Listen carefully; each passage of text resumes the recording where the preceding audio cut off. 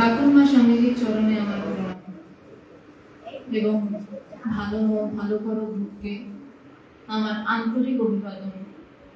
আধ্যাত্মিক বিষয় নিয়ে আজকালকার দিনে এতক্ষণ সময়কে ব্যয় করা নয়, সময়কে জমানোর জন্য। আমার বিষয় আমাকে জানানো হয়েছে স্বামী বিবেকানন্দ।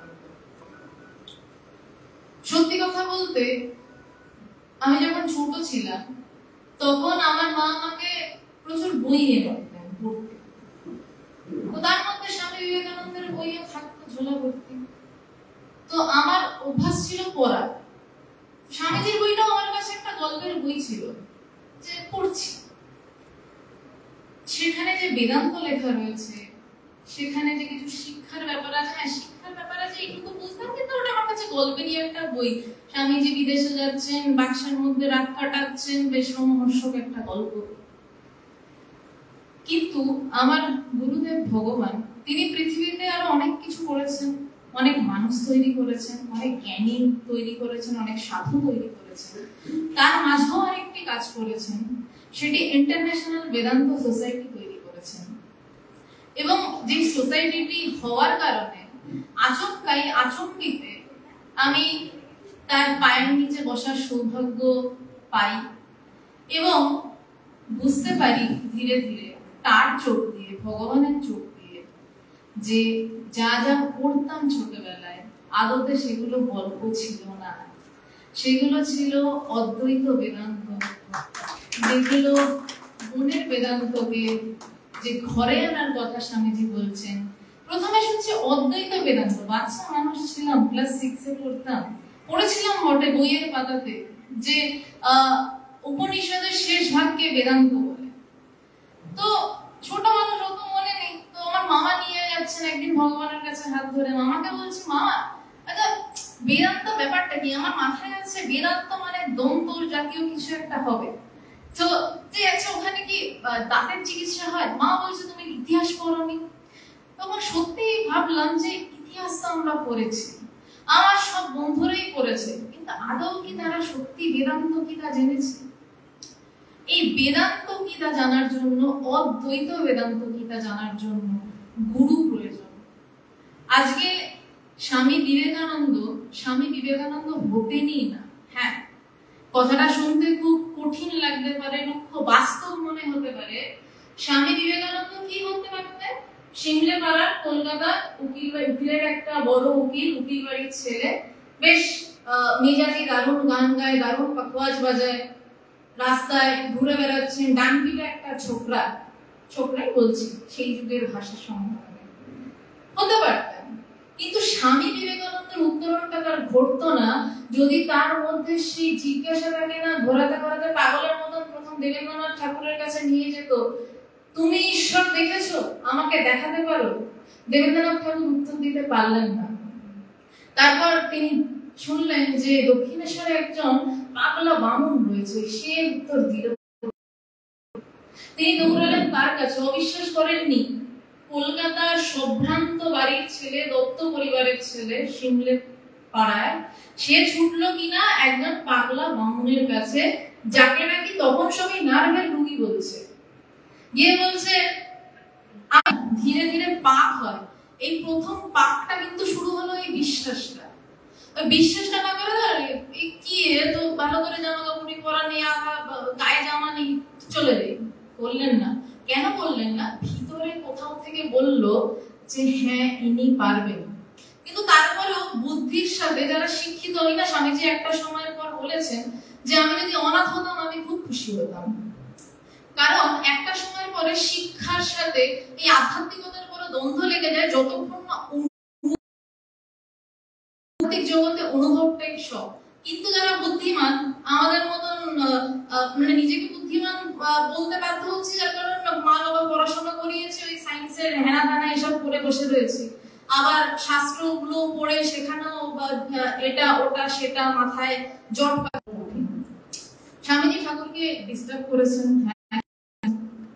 যে মানুষটা ঠাকুরকে নিয়ে পৃথিবী কাঁপিয়ে দিলেন, তিনি ডিস্টার্ব করেছেন। হ্যাঁ, তিনি ঠাকুর বলছেন যে দেখ কোষাকুষি সব চৈতন্যময়, স্বামীজি নির্বিকল্প সমাধির আগে দক্ষিণেশ্বরে স্বামীজি বলছেন, দূর তোমার মাথা খারাপ, তুমি পাগল হয়ে গেছো।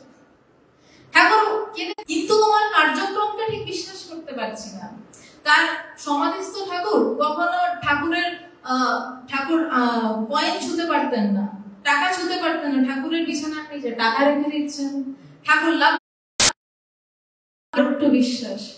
এই করতে করতে ঠাকুর যখন মৃত্যু শয্যায়, কাশীপুর উদ্যানবাটি দুঃখের সময়, তখন নরেন্দ্রনাথ দেখতে পাচ্ছে যে তার আশেপাশে অনেকের দর্শন হচ্ছে, সমাধি হচ্ছে। সমাধি মানে হয় না, স্বামীজির অত যায় আসে না। তখন সে এটুকু বিশ্বাস করতে পেরেছে এই মানুষটাই আমাকে ঈশ্বর দেখাতে পারবে। সে তার আগে অবশ্য মা কালীকে দর্শন করেছেন। যখন ঠাকুর স্বামীজিকে পাঠালেন যে যা তুই মায়ের কাছে চা, তোর বাড়িতে খুব দারিদ্রতা, মায়ের কাছে চা। তখন স্বামীজি মায়ের কাছে চাইতে পারলেন না, তার বাড়িতে খাবার জুটছে না, মায়ের পুজোর বড়দের যে শাড়ি তার শত ছিন্ন, কোনো মতে পরে বসছেন। তারপরে স্বামীজি গিয়ে কি চাইছেন? মা জ্ঞান দাও, বিবেক দাও, বৈরাগ্য দাও, ভক্তি দাও। স্বামীজি চাইছেন না, আমরা সামনে দেখছি স্বামীজি চাইছেন। ভিতরের গল্প বসে আছে ঠাকুরের ঘরে, ঠাকুর থেকে দাঁড়িয়ে রয়েছে। এরপর কাশীপুর উদ্যানবাটিতে সময় এগুলো, যেখানে ঠাকুর প্রায় চলে যাবেন, প্রচন্ড দুঃসহ সেই সময়, যে যাবেন আমার সব থেকে প্রাণের মানুষ, বুঝতে পারছি কিন্তু কিছু করতে পারছি না। তখন সেই অবস্থায় সে কতটা মরিয়া, ভাগ্যিস ততটা মরিয়া হয়েছিলেন, নয়তো আজকে আমরা নরেন্দ্রনাথ দত্ত বলি তাকে ডাকতাম না হোক। আমি চমকে গেছিলাম এই লেখাটা পড়ে, যেই মানুষটা ঠাকুরকে এতটা ভালোবাসছেন, যে তখন তো ক্যান্সার প্রথম, ঠাকুর যেই শুরুয়া পান করতেন মাংস, কিছু ছাড়া আধ্যাত্মিক জগৎ মিথ্যা, আধ্যাত্মিক জগৎ লাভ ঘরে পরিণত হয়। কারণ আধ্যাত্মিক জগতে জ্ঞান লাভ ছাড়া আর কিচ্ছু নেই, আধ্যাত্মিক জগতে অনুভব ছাড়া, ব্রহ্ম জ্ঞান ছাড়া আর কিচ্ছু নেই। তো চাইতে আমার হাত পা আছে, বলছে আমি কিছু পাচ্ছি না, খালি মাথা দেখতে পাচ্ছি। তো বলছে যে কি দেখতে পাচ্ছ? বলছে দেখছেন মাথা থেকে এক অনন্ত যদি উদ্ভাসিত হয়ে বিশ্ব চরাচর ছাড়িয়ে মিশে গেছে, আমি আর বলে সে কাশীপুর উদ্যানবাটির চারদিক দিয়ে, যখন লাগবে তখন আমি চাইব। এই হলো নরেন্দ্রনাথ থেকে স্বামী বিবেকানন্দ। ওই যে পাকটা শুরু হয়েছিল, আমি ঈশ্বর দেখেছি, তুমি দেখাতে পারো, সেই পাক পরিসমাপ্তিতে যে দৌড়ায়, যে কাজ করে তাকে দৌড়াতে হয়। তিনি দৌড়ালেন সুদূর আমেরিকাতে। যখন আমেরিকাতে প্রবল তাকে ঘিরে উচ্ছ্বাস, সেইটা কিন্তু আসল স্বামীজি নয়। তার গ্ল্যামারটা দেখে, মাথায় পাগড়ি দিয়ে এভাবে দাঁড়িয়ে আছেন। আসল স্বামীজি কোনটা? আমেরিকা কাঁপিয়ে দিলাম, তাহলে কাঁপাতে পারতেন না। ওই যে কাঁদছেন, তার মানে তিনি জানেন যে ঠাকুরই সব করাচ্ছেন, তাই তার জন্য তার এই কান্না। আসলে আধ্যাত্মিক জগতে গুরু জীবনের শেষের দিকে একটা কবিতাতে লিখছেন, তবগতি নাহি জানি, মমগতি তাহাও না জানি। কে চায় জানিবারে? কি অপূর্ব ভালোবাসা! যেখানে প্রশ্ন ছিল, সংশয় ছিল, সেখান থেকে কোথায় জানি না, আর জানতেও আমি চাই না। এই গুরু শিষ্যের সম্পর্ক, যেই সম্পর্কের জন্য আজকে স্বামী বিবেকানন্দকে নিয়ে কথা বলতে আমায় বলা, আমি আজকে এখানে কথা বলতে আসার আমন্ত্রণ পেয়েছি।